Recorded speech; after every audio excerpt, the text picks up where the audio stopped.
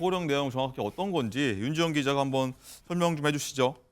네, 계엄사령부 포고령이 11시에 내려졌는데 여기에는 이런 내용이 담겼습니다. 먼저 첫 번째, 이 국회와 지방의회, 정당의 활동과 정치적 결사, 집회, 시위 등 일체의 정치 활동을 금한다. 말씀하신 것처럼 이런 내용이 이 국회 본회의장에 이 계엄군이 진입 시도했던 그 근거가 됐던 것으로 보여지고요. 네. 자유민주주의 체제를 부정하거나 전복을 기도하는 일체 행위를 금하고 가짜뉴스, 여론조작, 허위 선동을 금한다라는 내용이 있습니다.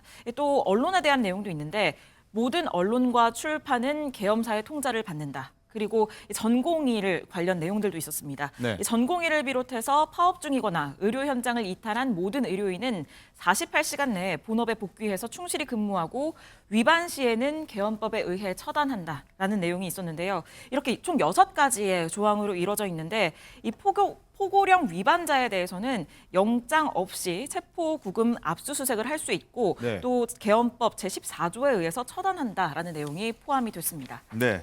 자, 김광삼 변호사님, 일단은 김상일 대변인께서는 일단은 포고령에 위법적인 내용이 있다라고 했고 법조계에서도 이런 내용을 사실 좀 긍정적으로 바라보는 해석을 내리고 있는데 위법적 성격의 계엄 선포다 이런 입장을 내놓고 있는데 법조인으로서는 개인적으로 어떻게 이 상황 보십니까? 일단은 그 비상계엄령 선포는 이제 실질적 요건을 충족을 해야 하는 거죠.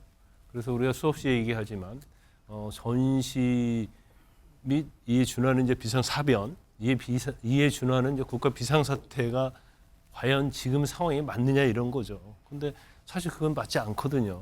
그래서 법조인이 됐건 국민의 동의를 얻기 어려울 것이다. 어제 그 국민 담화를 할 때 이제 계엄을 선포할 때 보면 저한테도 많은 문자 메시지랄지 카톡이랄지 오는데 네. 저거에 동의한다는 사람은 한 명도 보지 못했어요. 물론 일부 대통령을 극렬하게 지지하는 층에서는 동의를 하는 분도 있을 수 있겠죠.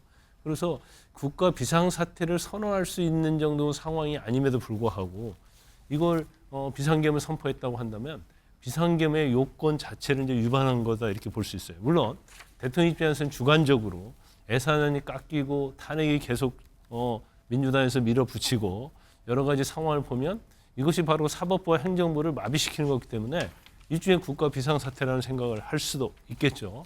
그러면서 또다시 반국가 세력 얘기를 계속하고 있거든요. 네. 또 종북 세력 얘기를 하고 있어요.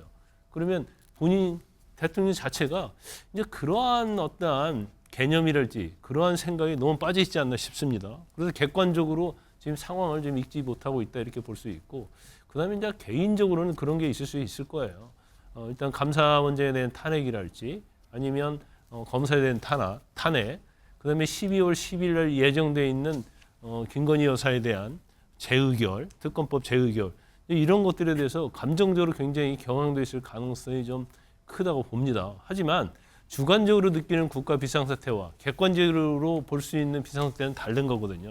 그래서 지금 실질적 요건으로는 제가 볼 때는 비상계엄을 선포할 수 있는 요건은 되게 어렵다고 첫 번째 보고요. 네. 그다음 두 번째 이제 절차적 요건인데 이제 절차적 요건 자체는 제일 중요한 것은 이제 국무회의의 심의를 거쳤느냐 거치지 않는다 이 부분인데 일단은 심의를 한 결과가 나오기 때문에 네. 절차적 형식적 절차에서는 별 문제가 없다. 그러면 실질적으로 갖추지 않았는데 비상계엄을 무리하게 밀어붙였다고 한다면 이 부분도 사실은 이제 헌법과 법률 위반이 될 수가 있는 거죠. 그런데 이제 어제 계엄 선포를 하면서 보니까 국회에 대한 적대감이 굉장히 많으시더라고요. 그래서 국회를 범죄 집단 소굴이라고까지 아주 극단적인 표현을 썼는데 우리가 눈여겨봐야 할 대목은 포고령 1호. 포고령에서 가장 맨 앞에 나온 것이 국회라는 거죠. 네. 그러면 사실은 이 국회에 대한 어떤 적대적 감정이 있는 건데 국회와 지방의회, 정당의 그렇죠. 활동과 정치적 결사, 집회, 시위 등 일체 정치 활동을 금한다. 그런데 계엄을 해제할 수 있는 유일한 기관이 국회단 말이에요. 그러면 이 국회를 무력화시키겠다는 거고 또 포고령 1호에 국회가 계엄을 해제할 수 있다는 내용이 헌법과 계엄법에 규정이 되어 있기 때문에 국회를 만약에 제압을 하고 활동을 제한하게 되면 이건 계엄 해제할 수 있는 그러한 루트가 아예 없어지는 거기 때문에 그래서 제1호 자체는 헌법과 법률 위반이 명확하다. 그래서 이 부분은 이제 대통령께서 검사 출신이고 법조 경력이 몇십 년 되는 분 아닙니까? 왜 그런 것까지 감지하지 못했을까? 이제 그런 생각이 듭니다. 네.